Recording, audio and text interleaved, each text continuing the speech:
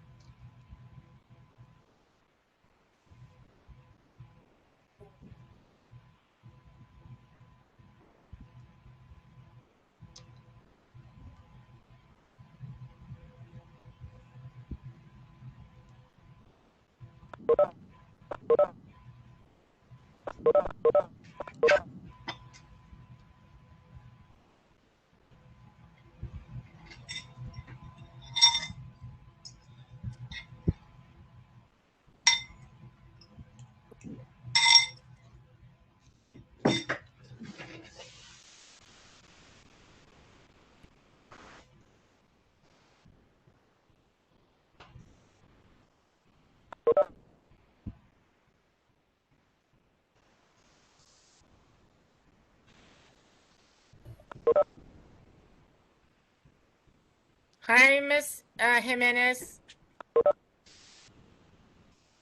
Hi, it's Hi, Julie. Lucy. How are you? Good, good.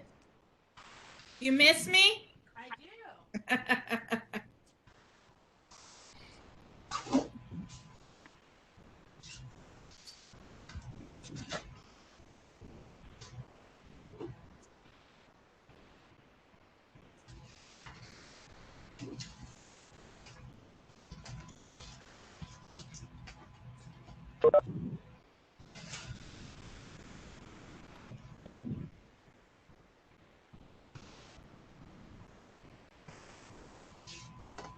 I don't know if my camera's on.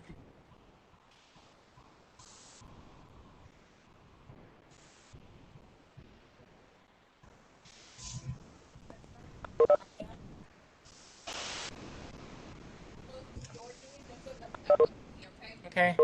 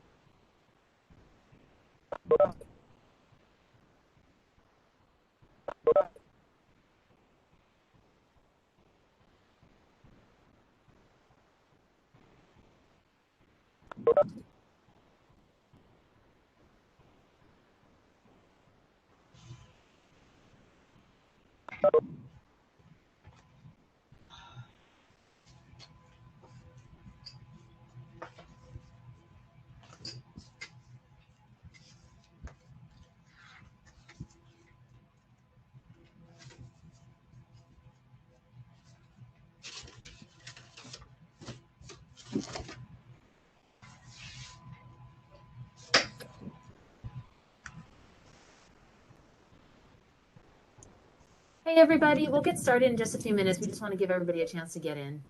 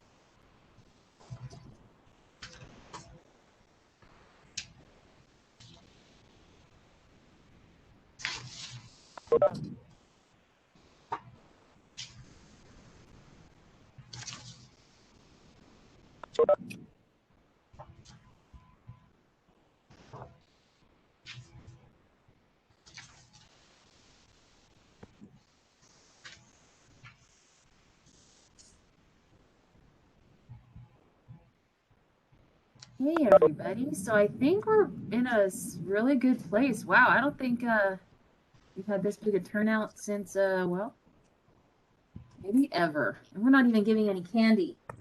How exciting. I was waiting for my chocolate. You're waiting for chocolate? Yeah. So, me too. I hear you. Okay, well, so Carmen, are you here? See you. I am here. I'm lost in the Awesome. sea of squares. Indeed. Well, so Carmen is going to be our fearless leader here today. Thank you all for coming. I'm sure everybody's really curious to see how this is going to work. I will say that this is a labor of love. So we may not have every answer for you today, but I am definitely making a bunch of notes to your questions and we'll definitely get answers for you as quickly as we possibly can. So with that, I'm going to pass it on to Carmen. Thank you, Carmen, for doing this. I know you have a million things on your plate, so thank you. No problem. Hello, everyone. I'm just getting logged in here to our training database. And I will be sharing my screen. So in the chat, I already went ahead and shared with everyone the link to the how-to documentation for the re-enrollment for school sites. It is as simple as you see it there. It is not complicated in any way. It is actually going to make it so much easier for your school site staff to collect emergency card information. Sorry, I'm not sure why it is taking so long to let me in. All right, let's get in there.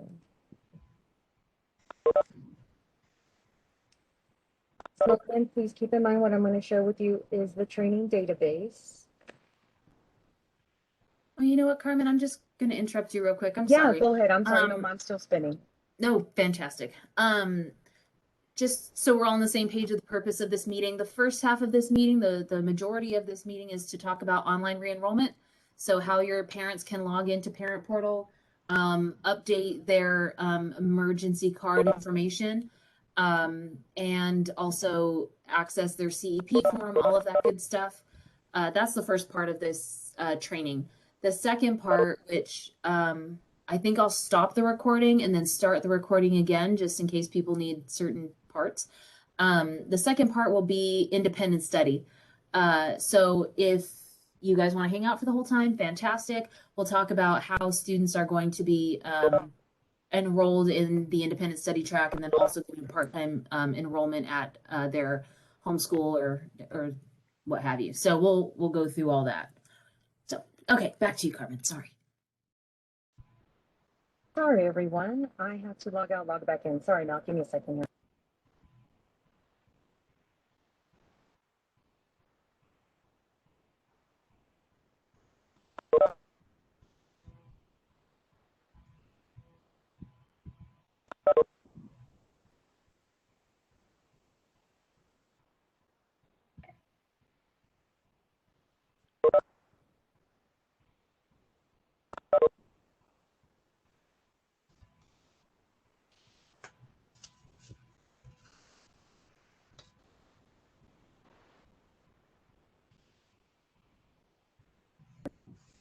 Okay, everyone. So I'm going to stop my video and I'm going to share my screen with you.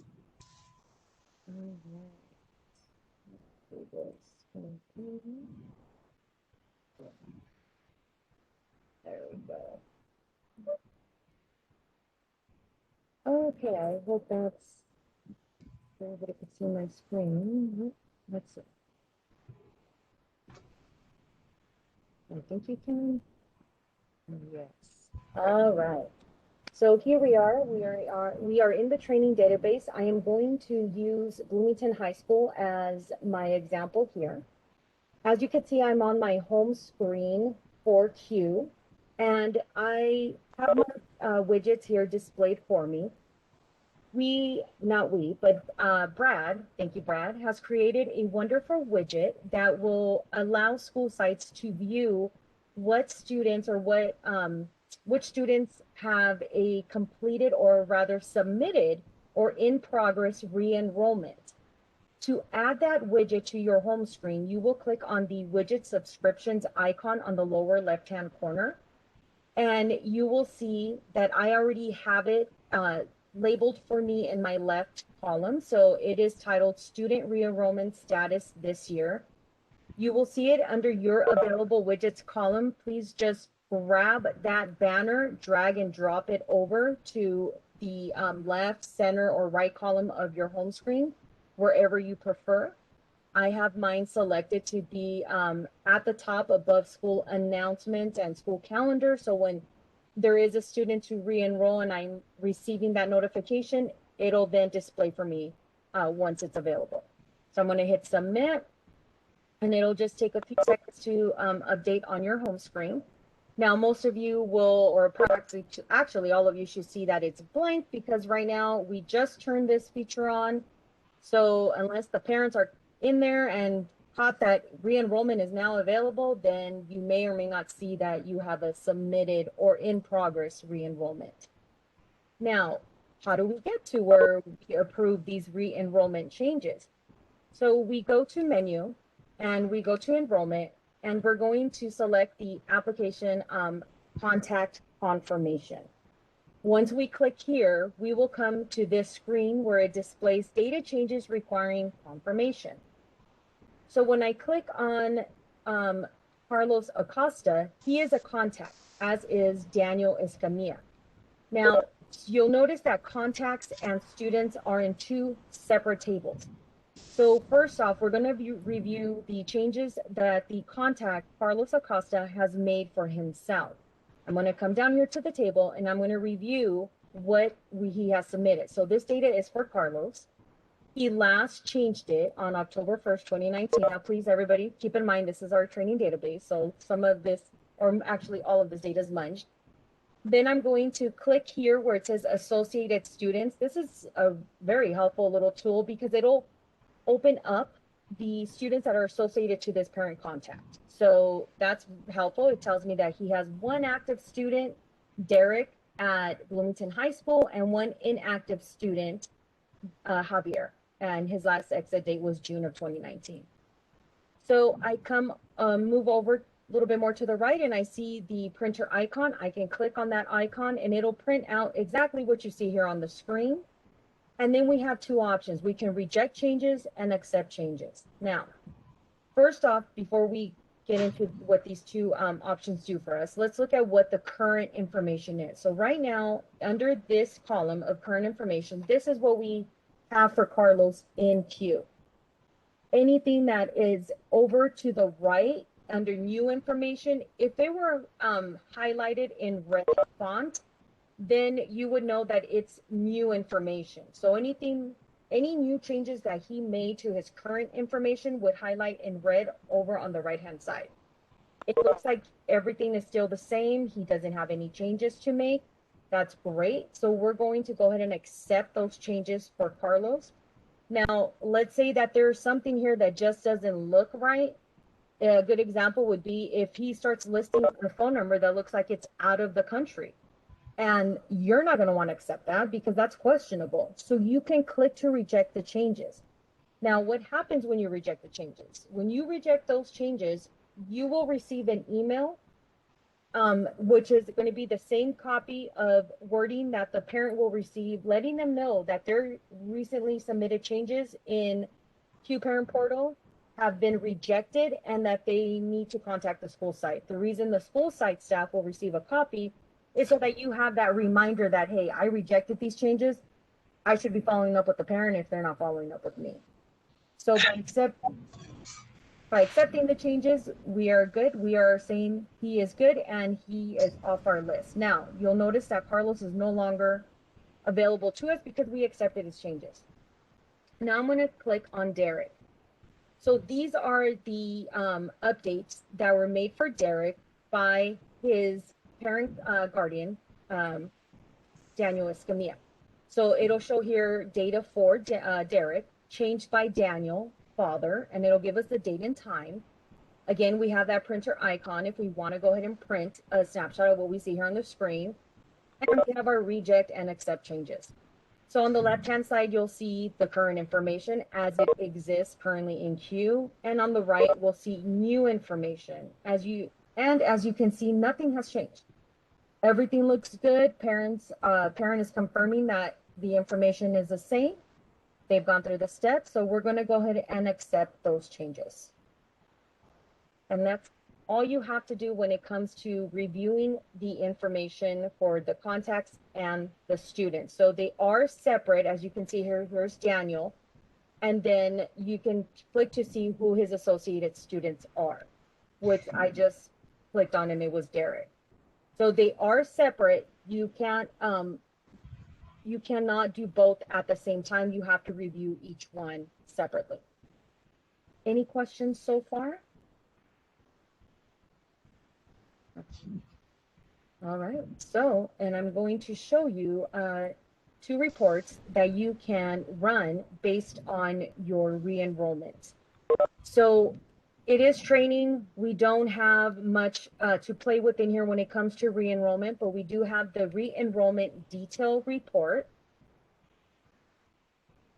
This report honestly will give you the same snapshot report as it would in the contact confirmation screen.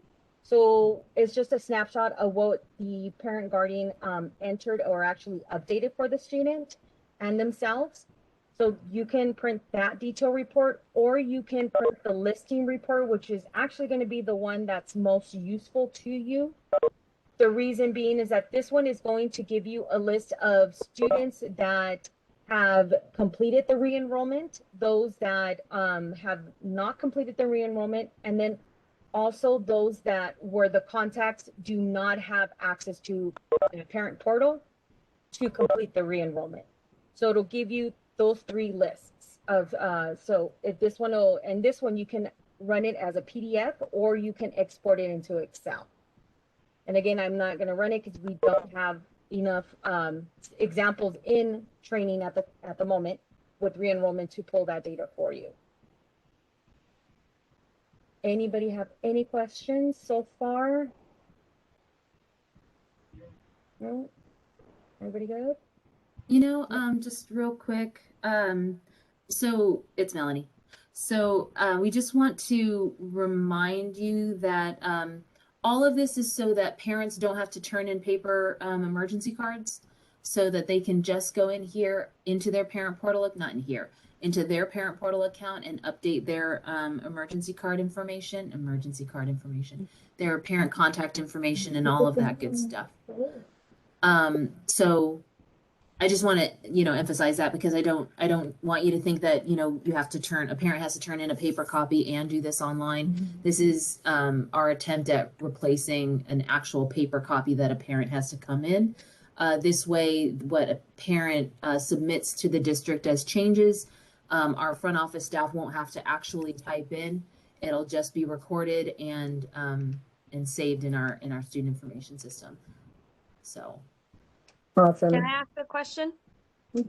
Hi, this is Danielle Fernandez. So are we not accepting emergency cards like paper ones and they have to go online and do the update, or are we like accepting it from students with no contacts with access? Like where are we drawing the line on that? So that's an awesome question. For the, you know, sake of equity, where anybody can turn in a paper copy if that's their preference. I don't imagine that we'll ever stop taking a paper copy, especially since some parents don't have internet. Some parents just want to stay off the grid, the parent portal grid. So we'll always take paper copies of the emergency card. That being said, we do want to get our parents to use parent portal, since we do have the ability to get them more resources through parent portal rather than having to hunt them down individually and sending flyers and all that good stuff. If they have a parent portal account, there are a lot of resources that we could get to them that are specifically for their student and their household, like the Data for School funding form. So I hope that answers that question. And just to piggyback on that, we had also purchased a number of stations for each school, so that parents could actually do this while at school if they don't have access to a computer. We provided access to some devices there. They are called Chrome bases. It's basically like all-in-one computer that runs the Chrome operating system in the background. So we do have those. Those are available. They are at each site. I'm not sure where they're at each site because they may have been moved or displaced in the past year and a half. So we can, if you're unsure where you can send a parent to, then we probably need to figure that out still. But we can help with that, of course.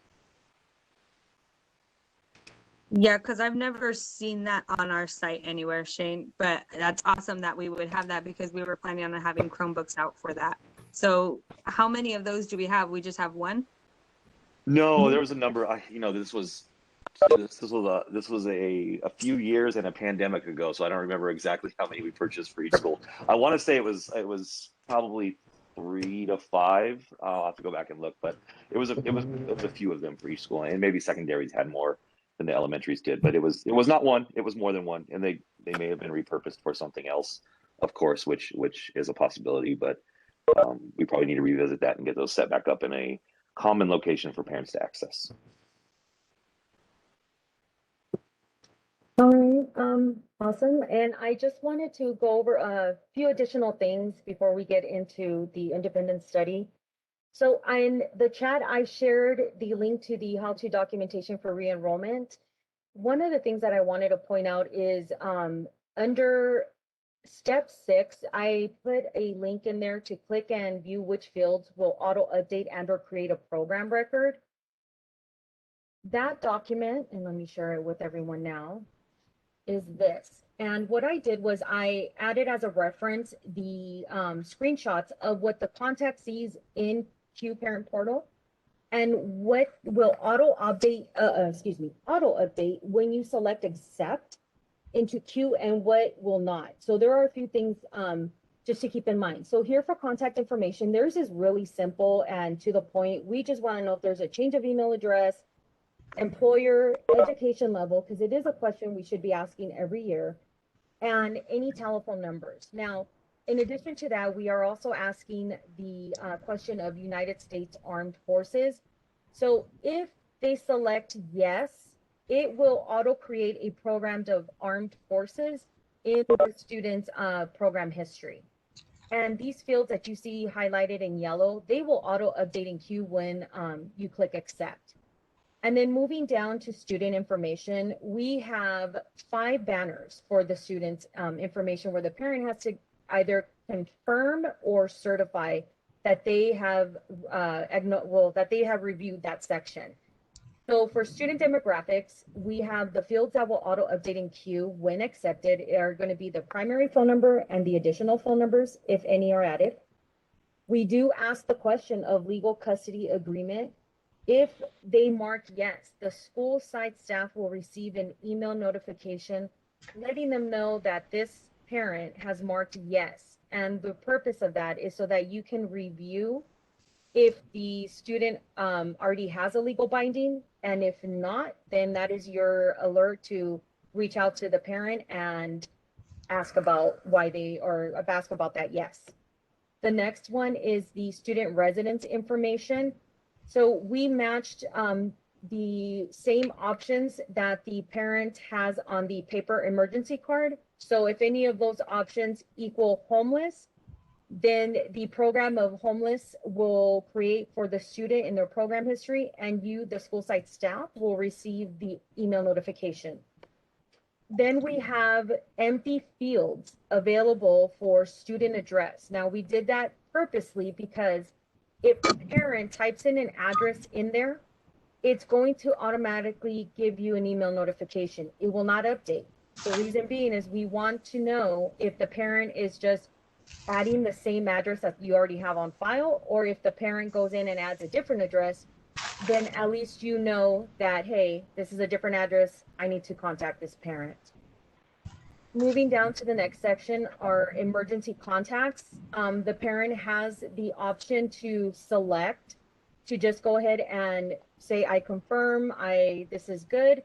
They can from here remove any emergency contacts that they no longer want to be listed for their student, and they can add any new emergency contacts.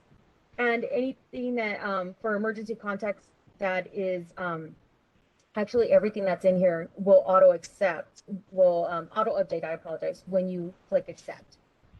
Then we come down to health information. This is the same questionnaire that's included in the packets for the students. Anything that is marked other than no known health problems, so any of these options that require a check mark or ask for a check mark, it will create a medical history entry in the student's Q Health, and then you will receive an email notification, and also your health assistant and school nurse will receive that notification.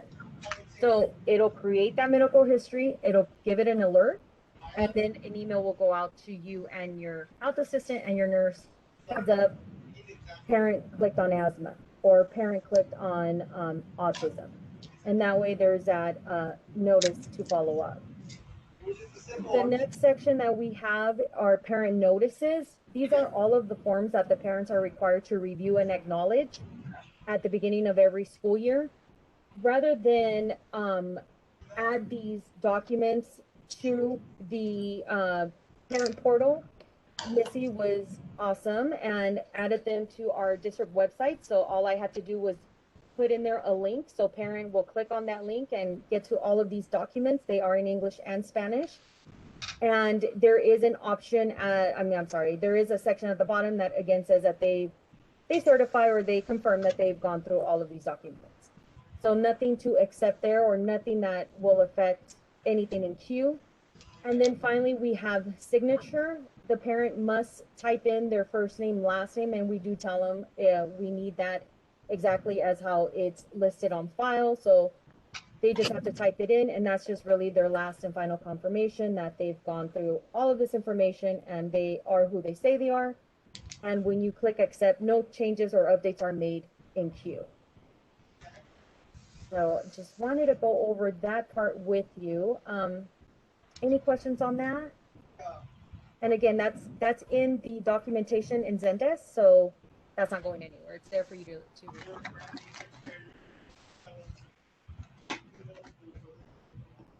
Awesome.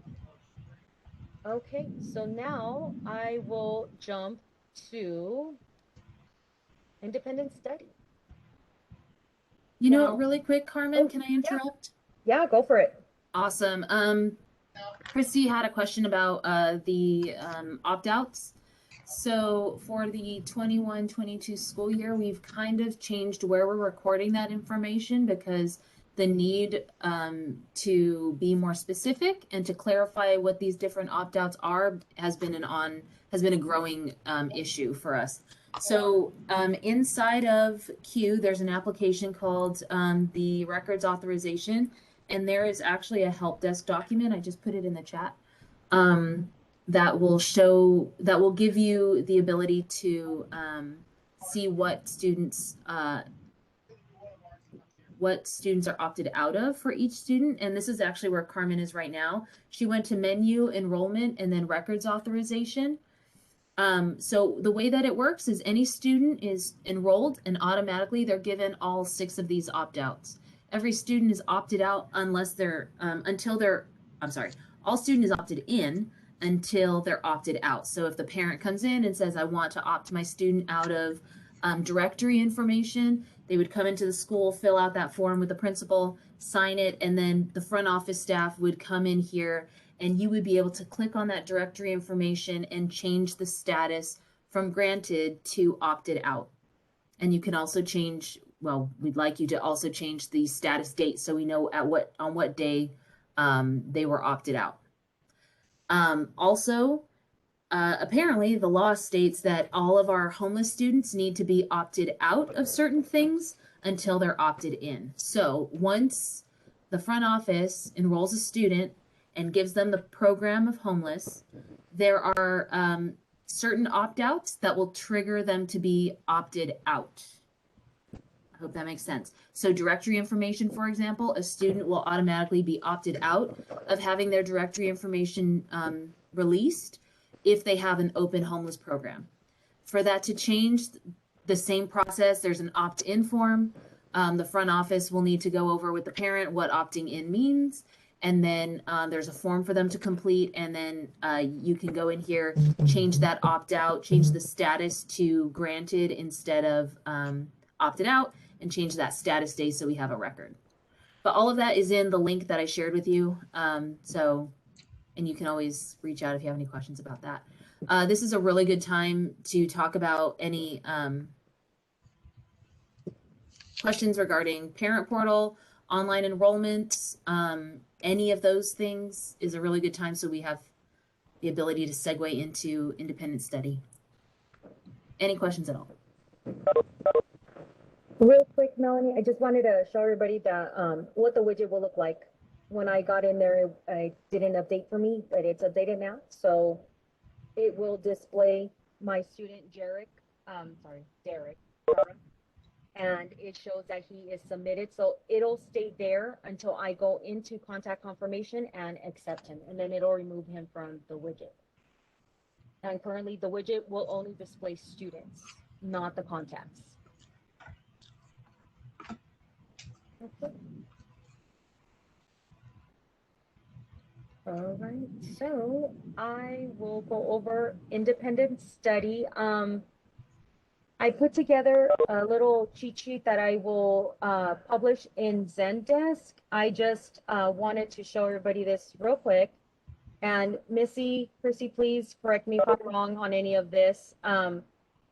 So this is the understanding that I have with, or that we have with independent study. So when the counselor meets with the parent and they deem that the student is eligible for independent study, the student's homeschool will drop the student from the homeschool. Then the receiving independent track will then enroll the student in the I track and the IS independent track. What I want to clarify, Melanie, and is, are they going to have the part-time enrollment in the I track or the IS track? They're going to have the part-time enrollment in the IS track. Okay. Sorry, We're sticking to the plan. So part-time enrollment in IS. Okay. Got it. All right. So I have it down here. Now, so my example here is Alan Schmidt is a current third grade student at Alice Burney. He has been approved for independent study at the Cooley I track. So the homeschool will drop him. And then the Cooley I track, the staff at the Cooley I track will then give him a part-time enrollment in the IS track at Burney and a active, aka full-time enrollment at the Cooley I track, and also schedule him. So the permissions, I'm going to go through it at an elementary site, and I'm going to go ahead and drop a student from Lincoln. Then I'm going to go into Cooley I track, and I'm going to enroll that student in my I track with a part-time enrollment at the Lincoln IS track.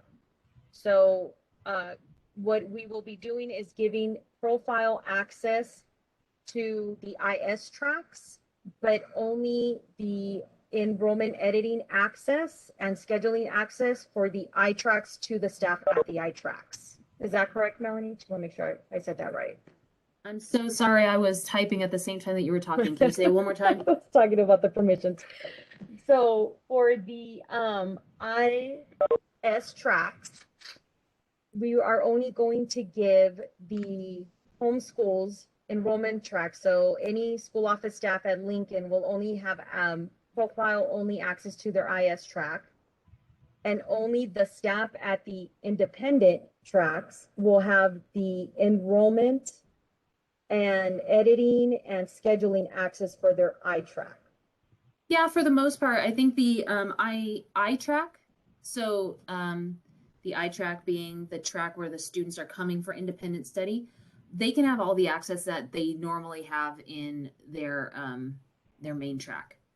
The IS track, yeah, they pretty much just need access to the report so they can see their numbers.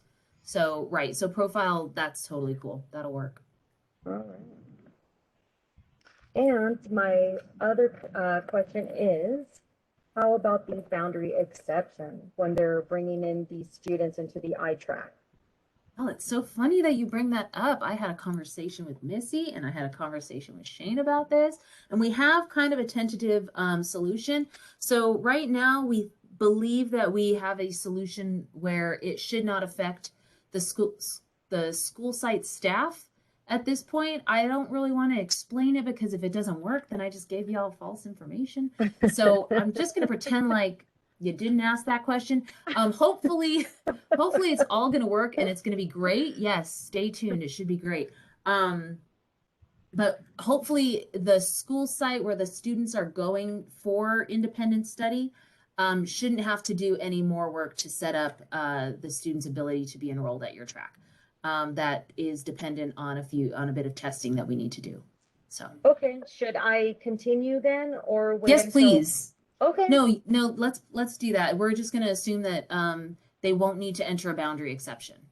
Okay, so if you see me entering it, pretend you didn't see it. So Yeah. here we go. I went ahead and dropped a student. Jason has been approved to attend Cooley. So we're going to go ahead and drop him. I dropped him as of yesterday's date. So now I'm going to switch over to Cooley Independent Study Track. And those are tagged with I. So I'm going to log into the 120 I track. Hit select. So can I just interrupt you real quick, Carmen? Please, go ahead. So school site number 1, the school site that doesn't have independent study is going to drop the kid. Yes. School site number 2 that does have independent study is going to be told by that first school, like, hey, we got this kid. He's going to independent studies, coming your way. That school site is going to log into their school, their I-track school, which is their independent study track, and enroll that kid just like any other kid in your regular track. No change here. We're just in the I-track. Awesome. All right. So now I'm logged into the Cooley Ranch I-track, Independent Study Track. I come to a new student and I search for my student that I'm bringing in for independent study. I found him. I'm going to select him and continue with selected student. So everything's good. I don't need to make any changes there. So I'm going to submit and continue. So he's going to now be active at my site, and I'm going to leave the entry date as of today's date. Then his entry reason will be transfer from in-district school. Submit and continue. This is where you will pretend that you did not see this part. Look away. Just kidding. And then submit and done. So now I have Jason as a full-time enrollment at my Cooley I track, but I'm missing his part-time enrollment at the Lincoln IS track. So now I need to come back up here to enroll, withdraw, and I'm going to add a part-time enrollment. And that part-time enrollment will be at the Lincoln IS track. And it'll be the same entry date as the independent study track to Cooley. And we're just going to put transfer from in district school and submit. So now the student's enrollment will be primary enrollment, Cooley Ranch Independent I track, and part-time Lincoln IS track. Now, Cooley, from this point, can go ahead and schedule the student into his classes, and he is set to go.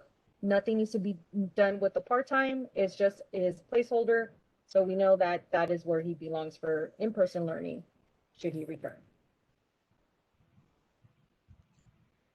Any questions? Question. Did you go over using the independent study exit reason at the original site at the homeschool? No, I didn't. I'm sorry. I just clicked in-district school. Sorry. That's okay. So you shouldn't have that. And so it's not a 160. So we're going to edit all. And the correct exit reason is going to be, tell me if I pass it. Keep going. Pass it? Let's see. Is this training? Is it not in training? I know Gracie created it. Okay, well, in production, there will be an exit reason of independent study. Just click on that exit reason. I'm not seeing it in our training database, but your exit reason will be independent study. That way we can keep track of which students have exited your school with the intent of going to an independent study track.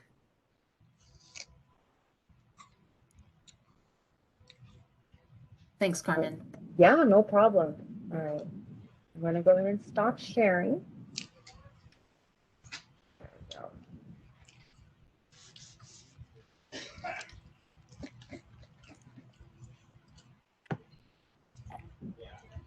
It's a little too quiet in here. I was thinking the same thing. Can't tell if people are sleeping or intimidated. Yeah, that. Intimidated. Intimidated, that one. So when the independent study school enrolls them, they will also put the part-time, or is that the homeschool's job? independent study. Okay. Yeah, so the person who owns the student has all the access and control of that student. So this, when the student goes to the independent study track, that school has to give them all of their enrollments. Yes, I will post the recording today. Unfortunately, I forgot to stop this one between the two subjects. So I'll see if I can figure out how to break them apart. But in any case, yes, I will share the recording today. As soon as I can, anyway. Missy, I'll let you answer that, Christy. If you want to talk about cumes or anything, Missy or Christy, I feel like that's your wheelhouse. Cumes are going to follow the kid. Oh, that was easy. All right.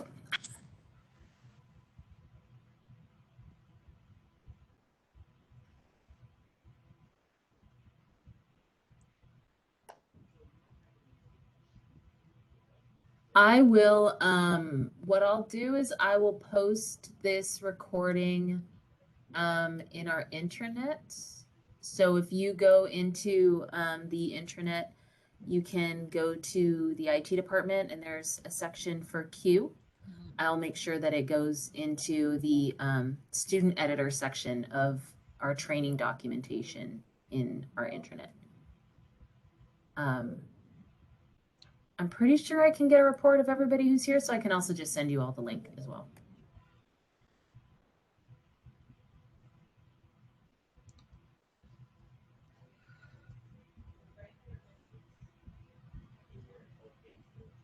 I mean, I'm hesitant to just say, okay, bye guys, unless anybody has any questions. I have a lot of questions, but I don't know what to ask. So I will listen to the recording. It was too much information for me. Oh no. Okay, thank you guys. You're welcome. Thank you.